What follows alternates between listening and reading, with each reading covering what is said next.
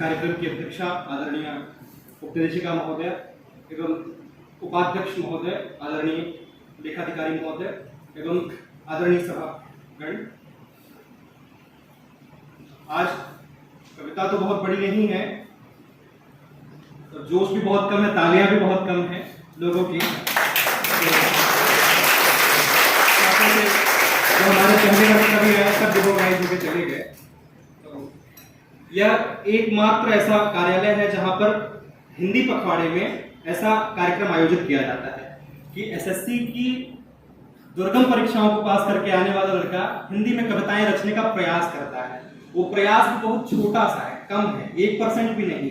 उसमें भी अगर तालियां कम होंगी तो वो और कम होता चला जाएगा और अंत में ये पखवाड़ा 2 दिन का बन जाएगा।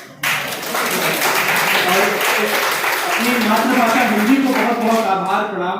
बेटा माँ को कभी आभार नहीं दे सकता, लेकिन उनको प्रणाम कि उनके कारण से आज हम यहाँ इकट्ठे होकर के सभा कक्ष में बैठते हैं और उनके बारे में बुराई करते हैं, बड़ाई करते हैं और अपनी भावनाओं को उसी भाषा में हम अपने लोगों के बीच में रखते हैं।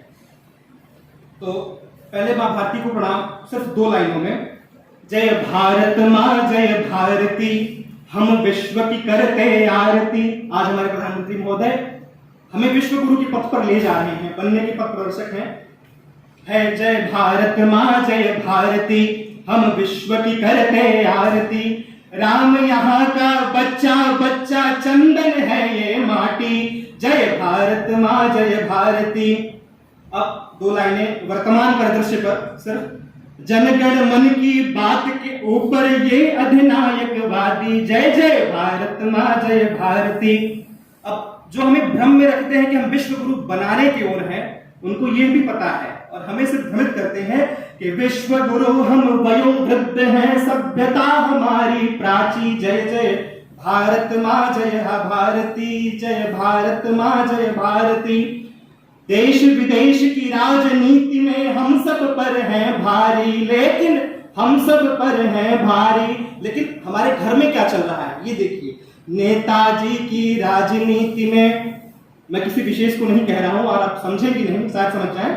नेताजी की राजनीति में हम बलि के बकरा भाई। जय जय भारत माँ जय भारती, जय भारत माँ जय भारती। और जैसे हमारे भाई ने बचपन के बारे में बताया, तो बचपन भी कई प्रकार का होता है। एक बचपन बहुत हंसा खेला होता है, एक बड़ा संघर्षों से गुजरा होता है। तो संघर्षों वाला बचपन, कब बचपन गया, कब जवानी आई, कब जावेद बदर सर इस बार अंतिम काव्य गोष्ठी में हमारे साथ हैं। तो ये भी क्षण है हमारा कि सर अंतिम बार उन्होंने कहा कि हम अंतिम सेवा दे रहे हैं अपनी। तो 4 पंक्तियों में मैंने इन बातों को आज ही पिरोया है कि वक्त के गांव में जिंदगी ढल गई, वक्त के गांव में जिंदगी ढल गई। जो स्वयं थी पहाड़ों से तिल बन गई, वक्त के गांव में जिंदगी ढल गई। जो स्वयं थी पहाड़ों से तिल बन गई। जब तक हम इस कार्यालय में नहीं आए थे, जब तैयारी में थे या संघर्ष कर रहे थे, तो 4 बड़े भाई चाचा ताऊ जो अनुभव लेकर के हमारे पास आते थे, कहते थे तुम कुछ ना कर पाओगे। उनके लिए 2 लाइनें, अगर आप में किसी के साथ हुआ है तो तालियां हमारे अध्यक्षा महोदय तक जरूर पहुंचे।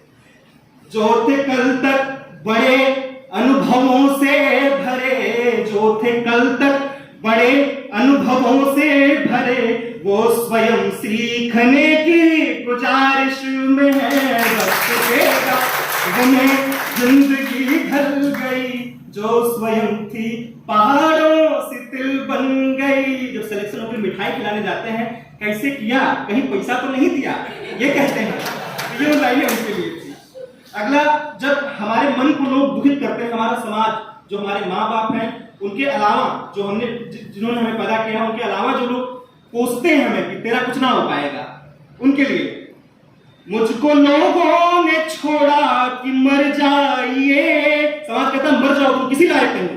आज सुशांत राजपूत को ऐसे ही कहा लोगों ने, और आज ये स्थिति है। मुझको लोगों ने छोड़ा कि मर जाइए, जिंदगी ने कहा थोड़ा थम जाइए, जिंदगी ने कहा मत समझा, ये सब अपना मन क्या कहता है वो सुनिएगा। आपके अंदर से भी कभी आवाज आई होगी, अगर आई होगी तो तालियां यहां तक आए। तुम शिखर हो, तुम पर्वत से ऊंचे हो, तुम शिखर हो, ये सरिता सा संसार है नदी। तुम शिखर हो, ये सरिता सा संसार है, गर ठहर जाओगे तो निकल जाएगी। वक्त के गांव में जिंदगी ढल गई, जो स्वयं थी पहाड़ों से तिल बन गई। कोरोना ने बहुत कुछ ले लिया, यहाँ की तालियां भी वो ले गया। ये तो वहां तक भीड़ होती थी और तालियां सुन के अंदर से मन घबराता था कि इतनी तालियां। वाकई में तो अगला जो लोग सोचते हैं कि ये रिश्वत देकर के या किसी की कृपा और दया पर आए हैं, उनके लिए 4 लाइनें वो संघर्ष करता हुआ लड़का सोचता है जो मन में, ना ही कृपा दया से मिला है अभी। आज जो हमें मिला है वो किसी की कृपा और दया नहीं है, ना कृपा से दया से मिला है अभी, फिर भी माना बुजुर्गों की अरदास है। ना कृपा से दया से मिला है अभी, फिर भी माना बुजुर्गों की अरदास है।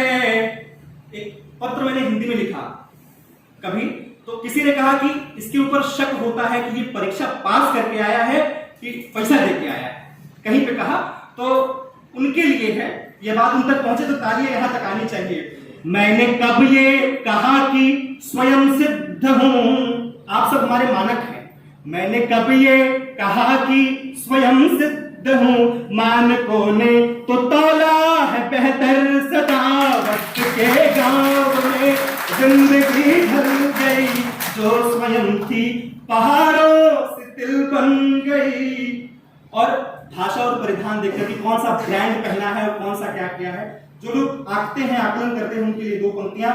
भाषा और वेशभूषा पे ना जाइए, भाषा और वेशभूषा पे ना जाइए, कभी फुर्सत में हो तो चले आइए, कभी फुर्सत में हो तो चले आइए। आप सब भी मन में ये विचार आता होगा कि मैं बताऊं मेरे पास आओ कितना दर्द झेला है मैंने। वही पंक्तियां हैं, अगर आप तक पहुंचे, आप पर बीती हो तो तालियां जोर से बजनी चाहिए। जो है बीता स्वयं पर बता कर दिया, जो है बीता स्वयं पर बता कर दिया, तो अहम क्या स्वयं भी बिसर जाएंगे वक्त के राह में। अब माता पिता जो हमें पालते हैं, बड़ा करते हैं, जिनके माध्यम से हम यहाँ आज जीवित हैं, उनके लिए 2 पंक्तियां। गर हमारी पहुंच है बहुत दूर तक, गर हमारी पहुंच दूर तक बन गई, तो पिता के ही त्यागों का परिणाम था। गर पहुंचे हमारी बहुत दूर तक, तो पिता के त्यागों का परिणाम था। माँ के आंचल का ध्यान दीजिएगा, अगर आप सबने माँ के आंचल को जिया होगा तो जरूर तालियां पाएंगी माँ तक अपने। मेरा बचपन कहां से, हमारे भाई ने बचपन बताया, लेकिन कुछ भाई ऐसे भी बैठे जिन्होंने बचपन जिया ही नहीं, कल्पना भी नहीं कर सकते हैं वो। उनके लिए मेरा बचपन कहां से शुरू कब खत्म, ये तो माँ का ही आंचल बता पाएगा। वक्त के गांव में जिंदगी ढल गई, जो स्वयं थी पहाड़ों से तिल बन गई। जो उम्र संघर्ष की होती है वो और चीजों की भी होती है। तो 2 पंक्तियां अंतिम है उनके लिए। जब जवानी लुभाने के काबिल हुई, जिंदगानी वहां पे भी भारी हुई, जिंदगानी वहां पे भी भारी हुई। जुल्फों की उन घनी वादियों से कहो, जुल्फों की उन घनी वादियों से कहो, जिंदगानी हमारी ये उनकी हुई। वक्त के गांव में जिंदगी ढल गई, जो स्वयं थी पहाड़ों से तिल बन गई। वक्त के गांव में। अंतिम 2 पंक्तियां थोड़ी सी अलग हैं। वर्तमान परिदृश्य पे एक शब्द है, उससे बड़ा डर लगता है हमको। आपको आज रात 8 बजे मोदी जी समझ जाएंगे, बाकी आप ठीक है। 2 पंक्तियां हैं सिर्फ कि जनगण मन अधिनायक जय हो, राष्ट्रवाद सिखलाता है, भारत अपना भाग्य विधाता ये इतिहास बताता है। हमारा दर्द जुलुआ का दर्द है, लेकिन जुमले बातों से अब हृदय बड़ा घबराता है, क्योंकि मन की बातों से भारत भी अब डर जाता है, क्योंकि मन की बातों से भारत भी अब डर जाता है। भारत माता की